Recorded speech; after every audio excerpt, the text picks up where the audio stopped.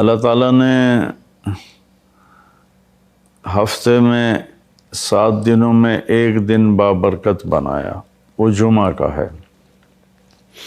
اللہ تعالیٰ نے قوم یہود سے کہا کہ میرے علم میں ایک دن ہے بہت برکت والا، وہ تم ڈھونڈو اور چن لو۔ تو انہوں نے خطا کھائی اور ہفتے کا دن چن لیا۔ ہفتے کو یہودی عبادت کرتے ہیں، کام نہیں کرتے۔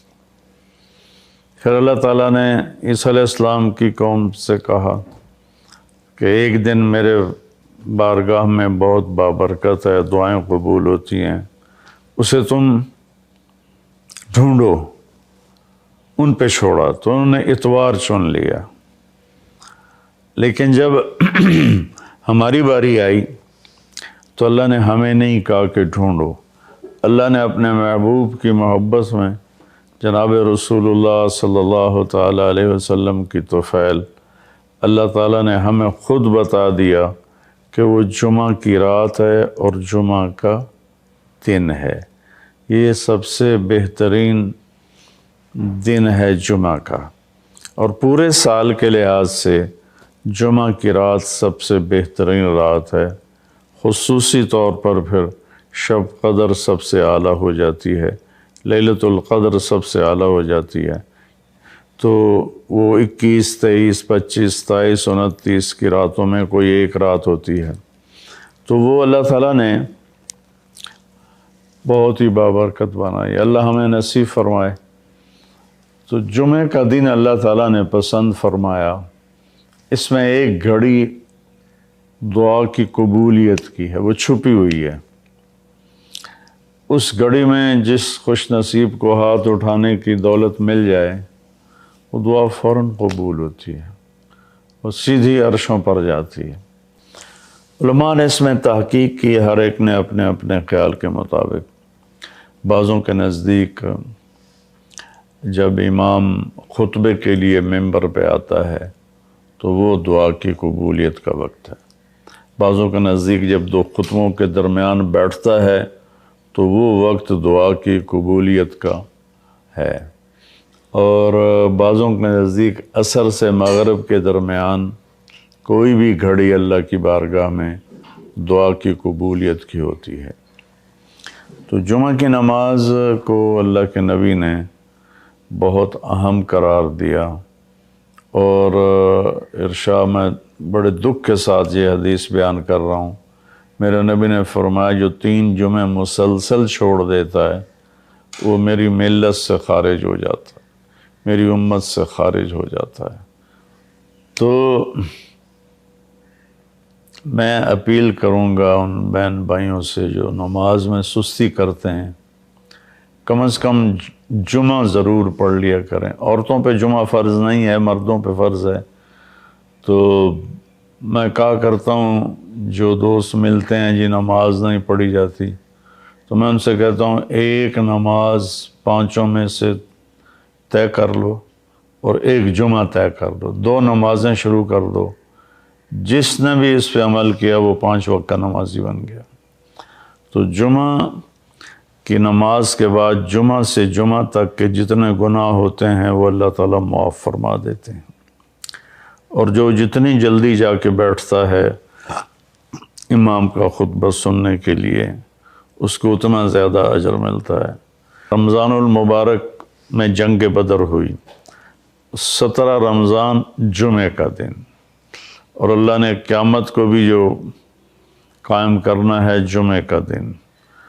تو ہر دن اللہ کی بارگاہ میں بابرکت ہوتا ہے اگر ہم اس میں اللہ کی مان کے چل رہے ہیں، اور رمضان شریف میں خاص طور پر، اور پھر جمعہ ہو تو خاص طور پر، اس میں ہم اپنے عبادت کو بڑھائیں۔ درود شریف جمعہ کے دن کا مبارک عمل ہے کثرت سے درود شریف پڑھنا، اور 300 دفعہ جو درود شریف پڑھ لیتا ہے وہ کثرت میں شمار ہو جاتا ہے، اوپر کی کوئی حد انتہا نہیں ہے۔ تو میرے بہن بھائیوں، میرے عزیزوں، اللہ تعالیٰ نے ہمیں ہر نماز کی بڑی اہمیت بتائی ہے، ہر نماز کی، لیکن خاص طور پر جمعے کی بڑی فضیلت ہے، اور جمعہ بھی رمضان المبارک کا ہو تو اور زیادہ وہ باعث برکت ہے، قابل رحمت ہے۔ تو روزے کا بھی اہتمام ہو اور ساری نمازوں کا اہتمام فرمائیں، کوئی با جماعت پڑھنے کی کوشش کریں، کوئی جماعت سے رہ جائے تو پھر اس کو چھوڑیں نہیں، اسے ضرور پڑھ لیں کہ نماز کی اللہ تعالیٰ نے جتنی تاکید قرآن میں کی ہے اور کسی کی اتنی تاکید نہیں کی، اور اللہ تعالیٰ نے 10 دفعہ اقیم الصلاۃ اقیم الصلاۃ اقیم الصلاۃ وآتوا الزکاۃ، تو 10-12 دفعہ اللہ نے قرآن میں براہ راست حکم کیا اقیم الصلاۃ وآتوا الزکاۃ۔ اور ادھر اللہ پاک کی رحمت کے دروازے کھلے ہوئے ہیں، اللہ کا عرش پہلے آسمان پر ہے، جنت کے دروازے کھل چکے ہیں، جہنم کے دروازے بند ہو چکے ہیں، اور میرے نبی کا فرمان ہے کہ اگر میری امت کو پتہ چل جائے رمضان کیا ہے تو تمنا کریں گے کہ سارا سال ہی رمضان ہو، اتنی اللہ کی رحمت ہوتی۔ اللہ نے فضل فرمایا، صرف 1 مہینے کے لیے ہمیں اللہ تعالیٰ نے اس کا پابند کیا۔ تو میرے بھائی بہنوں، آج کل کے ماں باپ بھی اولاد کے ہاتھوں ذلیل ہو رہے ہیں، باپ کو دھکا دیں گے تو اس کو قریب کریں گے، بات کرتا ہے تو اتنے سخت لہجے میں کرتا ہے کہ میرا کلیجہ کٹ گیا ہے، اس لیے میں اس سے ناراض ہوں۔ اپنے ماں باپ کے آگے ذلت کے پر بچھا دے تو ہم صبح نکلتے شکار کے لیے، تھوڑا اڑتا اور پھر گرتا، اور ادھر سے آواز آتی محمد، تو میں اپنی ماں کے لیے نماز توڑ دیتا۔ وَقَضَىٰ رَبُّكَ أَلَّا تَعْبُدُوا إِلَّا إِيَّاهُ، کہ اللہ اپنے لیے جو مطالبہ کر رہا ہے، جہاں والدین کا اور اللہ کا مطالبہ اکٹھا آتا ہے تو اللہ اپنا مطالبہ مختصر کر دیتا ہے، مختصر ایک جملہ۔ اب یہاں بھی اللہ والدین کی عظمت بتانا چاہتا ہے، تو اپنا مطالبہ وَقَضَىٰ رَبُّكَ أَلَّا تَعْبُدُوا إِلَّا إِيَّاهُ، میرا رب کہتا ہے بندگی صرف اللہ کی ہے۔ اس کے بعد اللہ نے والدین کے حق کو کیا خوبصورت بیان کیا ہے، سب سے زیادہ یہاں خوبصورت کر کے بیان کیا۔ وَبِالْوَالِدَيْنِ إِحْسَانًا، احسان کی بات پہلے ہو چکی ہے کہ والدین کی خدمت کا وہ مقام جس سے آگے کوئی مقام نہ ہو، وہاں تک۔ اس لیے ایک حدیث میں آتا ہے کہ اولاد ماں باپ کی خدمت کا حق ادا ہی نہیں کر سکتی۔ ایک آدمی نے عبداللہ بن عمر سے پوچھا کہ میں نے اپنی ماں کو وہ کندھے پہ بٹھا کے سارا حج کرایا پیدل، تو میں نے اپنی ماں کا حق ادا کر دیا؟ تو انہوں نے فرمایا وَلَا زَفْرَةً وَاحِدَةً، کہ تیری ماں نے تجھے پالتے ہوئے جو تھک تھک کے لمبے سانس، اس کو زفرہ کہتے ہیں، آواز کے ساتھ سانس لینا، کہ ابھی ایک سانس کا حق بھی ادا نہیں ہوا۔ اس کا مطلب یہ نہیں کوئی ایک اور حج کروائے گا تو ایک سانس کا حق ادا ہو جائے گا، یہ کہنے کا مطلب تھا کہ یہ حق ادا ہو نہیں سکتا۔ ایک شخص نے اپنی ماں کو ایران کا صوبہ خراسان، کچھ افغانستان میں کچھ ایران میں، یہاں سے کندھے پر پیدل گیا، ماں کو کندھے پہ بٹھا کر پیدل مکے پہنچا، حج کروا کے عبید اللہ بن عمیر رحمۃ اللہ علیہ سے پوچھنے لگا کہ میں نے ماں کو خراسان سے اٹھایا اور آ کر یہاں میں نے ان کو طواف کروایا، حج کروایا، تو کیا میں نے ماں کا حق ادا کر دیا؟ تو انہوں نے فرمایا وَلَا طَلْقَةً وَاحِدَةً۔ طلقہ کسے کہتے ہیں؟ لہر کو، جو درد کی لہر آتی ہے بچہ پیدا ہوتے ہوئے عورت کے اندر، جو درد، ان لہروں سے بچہ حرکت کرتا ہے، باہر آتا ہے، وہ درد اتنا شدید ہوتا ہے کہ عورتوں کی چیخیں نکلتی ہیں، اور وہ بعض کا 2-2 گھنٹے وہ دردیں چلتی ہیں، کئیوں کو پورا دن چلتی ہیں، کئیوں کو 2-2 دن چلتی ہیں، مختلف ہیں حالات کے لحاظ سے۔ تو وہ جو ایک درد آ کے تھوڑا وقفہ آتا ہے، اس درد کو طلقہ عربی میں کہتے ہیں۔ تو وہ انہوں نے فرمایا کہ ابھی اس ایک درد کی لہر کا حق بھی ادا نہیں ہوا۔ تو کیا مطلب ہے کہ وہ دوسرا پیدل کراتا تو ایک لہر کا ہو جاتا؟ یہ ناممکن کے ساتھ جوڑ کر، جس کو تعلیق بالمحال کہتے ہیں، کہ یہ والدین کا حق ادا ہو نہیں سکتا۔ ایک حدیث مجھے یاد آ رہی کہ آپ نے فرمایا کہ والد کے حق ادا کرنے کی ایک ہی شکل ہے کہ اسے غلام دیکھے تو خرید کے آزاد کر دے۔ اس میں بھی یہ اشارہ ہے کہ یہ حق ادا ہو ہی نہیں سکتا، چونکہ جو بھی اپنے باپ کو خریدے گا وہ خود بخود آزاد ہو جائے گا۔ تو وہ شرط لگائی جو ہو ہی نہیں سکتی، تو جب شرط نہیں ہو سکتی تو مشروط بھی نہیں ہو سکتا، نہ نومن تیل جلے گا، نہ رادھا ناچے گی۔ تو یہ جب شرط نہیں ہے تو مشروط نہیں۔ جب وہ اپنے باپ کو آزاد کر ہی نہیں سکتا، خریدے گا تو خود ہی آزاد ہو جائے گا، تو لہٰذا باپ کا ماں کا حق ادا ہو ہی نہیں سکتا۔ لہٰذا جتنا اپنے آپ کو کھپا سکتے ہو کھپا لو۔ اما یبلغن عندک الکبر احدہما او کلاہما، اور خاص طور پر بڑھاپے کی عمر میں زیادہ محتاجی ہوتی اور زیادہ ماں باپ کو ضرورت ہوتی ہے، تو اللہ نے خاص طور پر اس عمر کا ذکر کر کے فرمایا کہ اما یبلغن عندک الکبر احدہما او کلاہما، جب یہ بڑھاپے میں آ جائیں، دونوں تیرے زندہ ہوں بڑی برکت ہے، ایک زندہ ہوں تو بھی بڑی برکت ہے، تو فلا تقل لہما اف ولا تنہرہما وقل لہما قولا کریما۔ کیا خوبصورت نصیحت کہ اپنے ماں باپ کے آگے بعض اوقات چڑھ کے بچہ کہتا یہ بھی اللہ تعالیٰ کہتا نہیں کرنی۔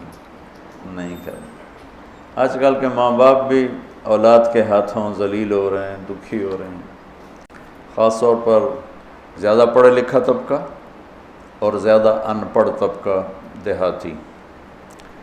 جو درمیان میں ان میں بھی ہے لیکن کم ہے، جو زیادہ دنیاوی تعلیم پڑھ گئے ہیں ان کو بھی نہیں پتہ باپ کون ہوتا ہے، ماں کیا ہوتی ہے، اور جو بالکل جاہل ہیں ان کو بھی نہیں پتہ ہوتا۔ تو ان دونوں جگہ میں تو بہت زیادہ ماں باپ دکھی ہیں، اور بیچ میں کچھ ہے، شکر ہے اللہ کا جو نعمت ہے اس کا، ابھی بھی بہت اولادیں ہیں جو ماں باپ کے فرما بردار ہیں۔ اکثریت اس وقت ایسی ہو چکی ہے کہ ادنا صدیقہ و اقصی اباہ، باپ کو دھکا دیں گے دوست کو قریب کریں گے۔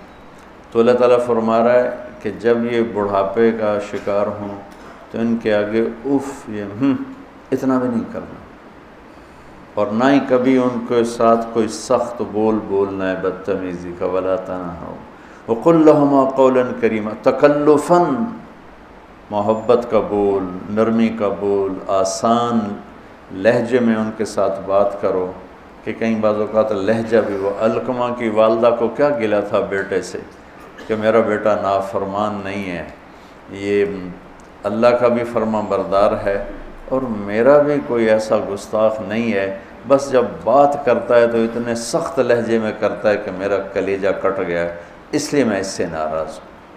لہجے کی کاٹ آدمی کو مار دیتی ہے۔ وَاخْفِضْ لَهُمَا جَنَاحَ الذُّلِّ مِنَ الرَّحْمَةِ وَقُلْ رَبِّ ارْحَمْهُمَا كَمَا رَبَّيَانِي صَغِيرًا۔ ذل، کمزوری، پستی، جناح پر، یہ عربی محاورہ ہے جناح الذل، اور میں پہلے بھی شاید کبھی آپ لوگوں نے مجھ سے سنا ہو، اس آیت کو میں کسی تفسیر سے نہیں سمجھا ہوں۔ اپنے ماں باپ کے آگے ذلت کے پر بچھا دے، ذلت کے یعنی اپنے کمزور پر بچھا دے۔ ہمارے گاؤں کے قریب دریائے راوی بہتا تھا، اب تو بیچارہ کب کا مٹ آ گیا۔ تو دریاؤں کا کنارہ جنگل گھنا، سورج نظر نہیں آتا تھا، اتنا درخت ایسے ملے ہوتے تھے۔ تو ہم بالکل اوائل عمر میں ہم وہاں شکار کھیلنے جاتے تھے، سارے کزن مل کر، تو وہ ہم 7-8 ہم کزن ہو جاتے اور باقی نوکر ہوتے، اور وہاں جنگل میں ایک گاؤں تھا بوپڑیاں، وہاں ایک چاچا سردارہ رہتا تھا، ہمارے تایا جان کا دوست تھا، اس کے 2 کچے کوٹھے ہم جا کے قبضے میں لے لیتے، ایک میں سامان راشن نوکر اور دوسرے میں ہم کزنز بھائی وغیرہ ہم اس میں آتے تھے۔ تو ہم صبح نکلتے شکار کے لیے اور عصر کے بعد واپس آتے، تو 50-60 تیتر روزانہ ہی ہم مارتے تھے، بے شمار تیتر ہوتا تھا۔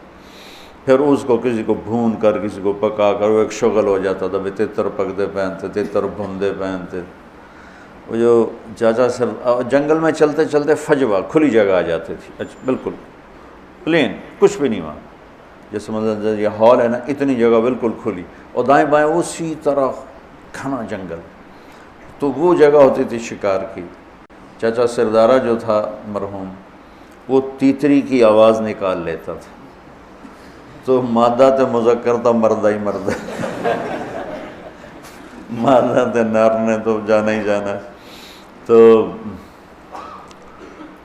وہ چاچا وہ جھاڑیاں لے کر نا، جھاڑیوں کے وہ ٹہنیاں کاٹ کے کافی ساری، تو وہ میدان میں تھوڑا سا پیچھے ہو کے بیٹھ کے نا، جھاڑیوں کے پیچھے بیٹھ کے تیتری کی آواز نکالتا، آواز آ رہی؟ اب میں ویسے تو نہیں نکال رہا ہوں، لیکن میری یادداشت میں یہی آواز ہے۔ تو اس آواز پر نہ ایسے تیتر مست ہو کے نکلتے تھے، وہ ایسے جگہ بھر جاتی تھی۔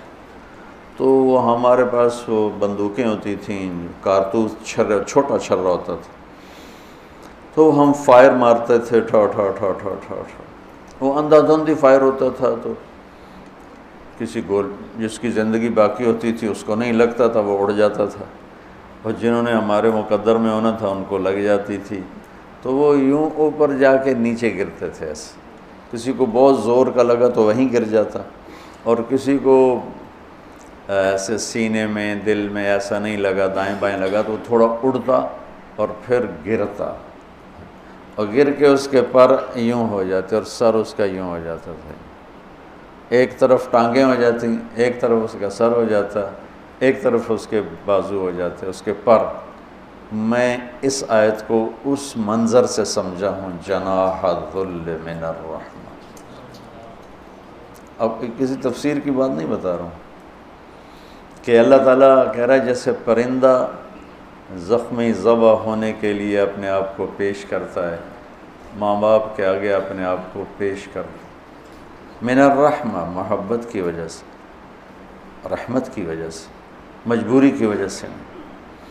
تو وہ بھی زبان حال سے کہہ رہا ہوتا ہے، بھی ہن جو مرضی کا باہیں کو کے کھا تو باہیں ایویں کھا، ہن تو میں تیرے حوالے ہاں، کہ میرے پروں میں جان نہیں ہے، پروں میں جان نہیں ہے۔ تو یہی تعبیر، ورنہ ہمارے کوئی پر تو نہیں، ہمارے تو بازو ہیں، بازو بچھا دو، ترجمہ تو ایسے ہی کرتے ہیں کہ اپنے بازو بچھا دو۔ بازو بچھانا بھی محاورہ ہے، مطلب ہے کہ ان کے سامنے پوری طرح جھک جاؤ، اور پھر ان کو وقر رب ارحمہما کما ربیانی صغیرا، یا اللہ انہوں نے جیسے مجھے پالا بچپن میں تو ان پر رحم فرما۔ ابو ہریرہ رضی اللہ عنہ روزانہ صبح جب گھر سے نکلتے تو اپنی ماں کو کہتے السلام علیک یا اماں رحمک اللہ کما ربیتنی صغیرا، اور آگے وہ کہ ورحمک اللہ یا بنی کما بررتنی کبیرا، وہ آگے یہ کہتے ورحمک اللہ یا بنی کما بررتنی کبیرا، یہ ماں بیٹے کا تعلق۔ اللہ کے نبی نے اس خواہش کا اظہار فرمایا کہ اگر میری ماں